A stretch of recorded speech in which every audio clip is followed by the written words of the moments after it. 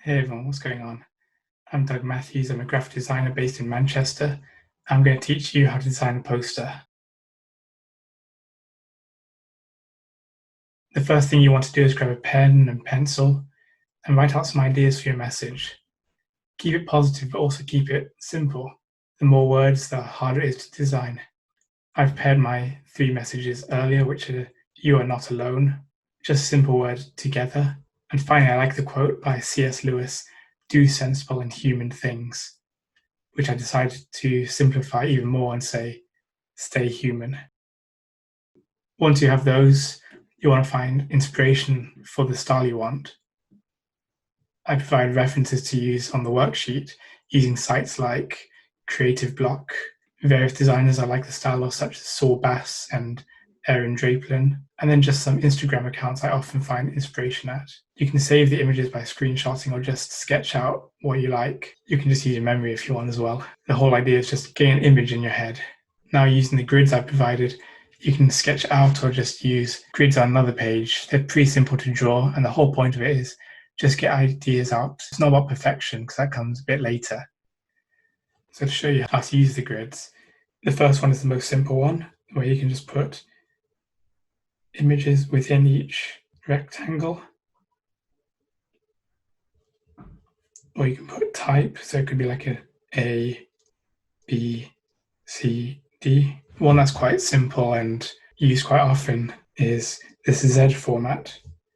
If you think about maybe the NHS being heroes, you can have, I don't know, NHS heroes.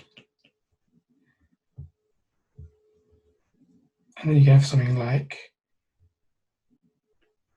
someone here as maybe like Batman.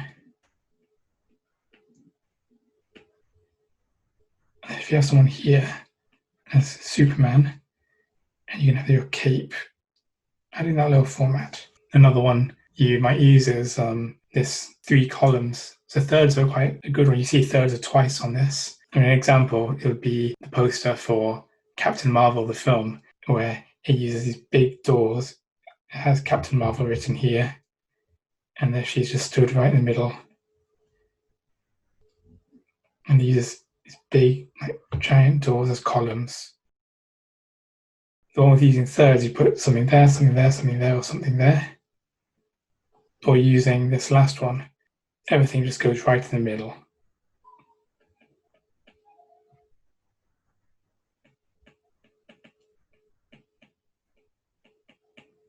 It's all just bunched in the middle. So something like my "You Are Not Alone" poster, I quite like the idea of using these big thirds and having it quite big here. Like I said, it doesn't need to be perfect.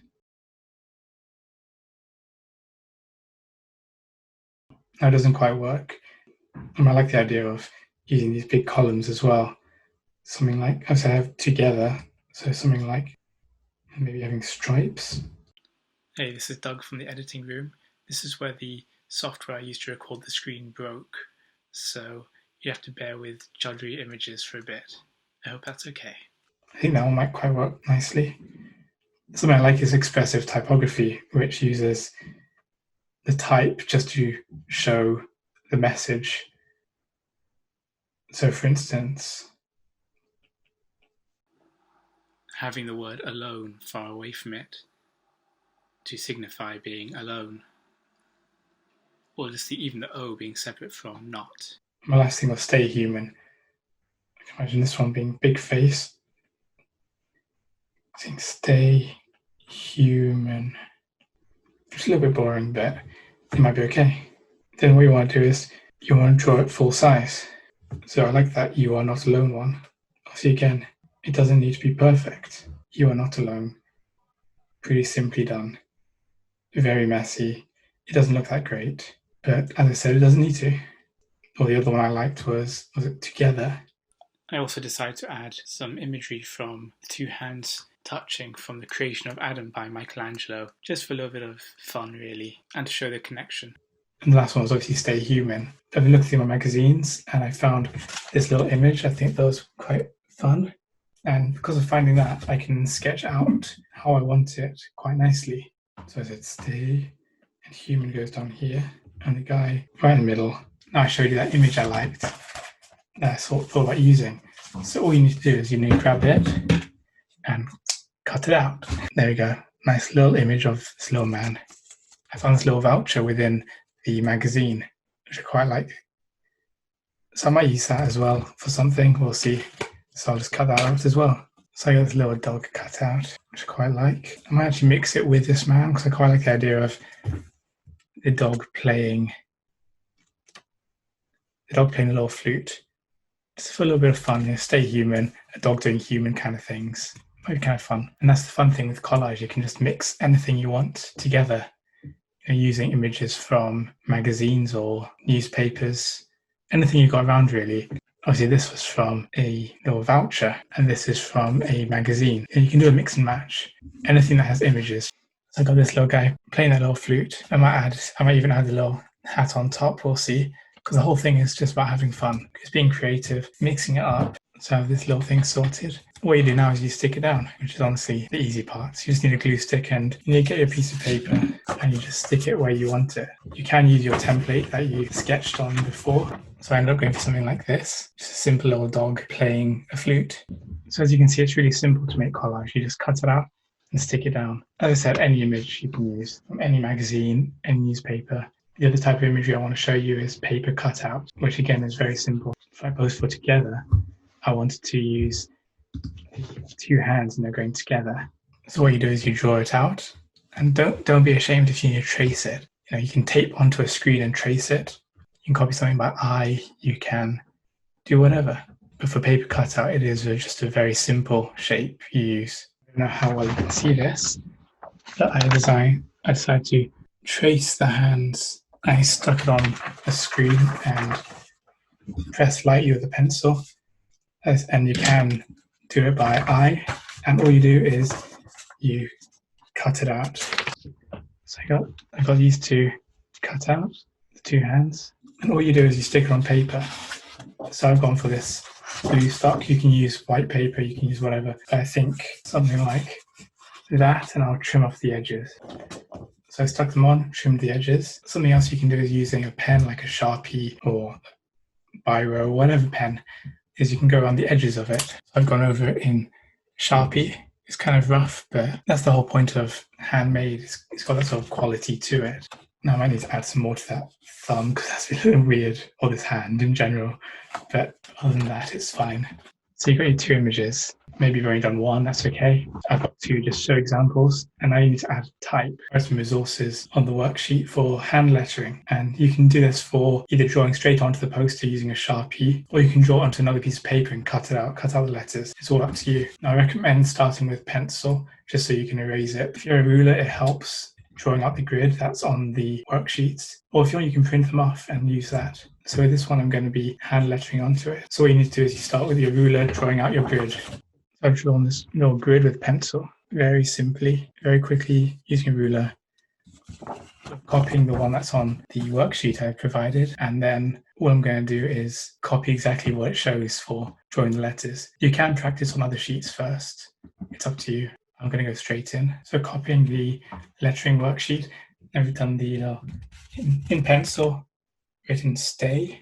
And this is why I say write in pencil. As you can see, there's a few mistakes that I've made where I've had to scribble over it. And also the spacing between letters is a bit different. So I need to fix that a little bit and then move on to human. There we go, stay human. And now what you do is you go over in Sharpie. So I've got my type fully done now. And that's okay. What I need to do is I need to erase all the little bits of pencil and see how it looks then, but I need to wait for the Sharpie to dry first, otherwise the ink smudges.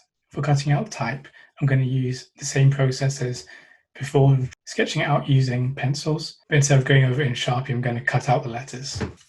So I have all my type cut out now, and I recommend, before sticking it on, to work out where exactly it will be, otherwise once you stick it, it's there, it's hard to get off. You don't want to mess up your work. So place them where you want them to go, and then stick them down. There we go. It's all stuck on. I might go around the letters as Sharpie, a bit like with this, but we'll see. I recommend not using that method if you've got lots of type, so just maybe like one word like together, because it does take a long time cutting out each letter. Also, I recommend if you've got bigger type to do it. Smaller type, I'd recommend probably hand lettering, or my last tip, which would be cutting out letters from newspaper or magazines. So with this, I recommend using type that looks quite similar to each other. My last poster is "You are not alone." So I just got to find the type within the magazine, each letter all similar, and so we'll see how that goes. So after cutting up the type, I've now stuck it down using the template I had before, and because it was smaller, I use a smaller piece of paper just to show the lighting. That's there. You are not with the O alone and alone, even more alone. Just show how you can use type alone from a magazine, and you can have this blown up to A3 or whatever. The last step is to add other details, just extra things with textures or anything like that. For instance, with this, "You're not alone," so I've still got a grid on there with little lines like that, just to show where I wanted it. And I can extend that a bit, adding the extra lines, just extra texture to fill in the gaps. Other things I like to do to add a little bit of texture is grabbing your post or whatever and folding it. Just add a little bit of something to it. So you have a little crease, bunch it up a bit. There's a little bit of a messy sort of texture to it that you get once it's scanned in and enlarged to A3. You get some nice texture from that.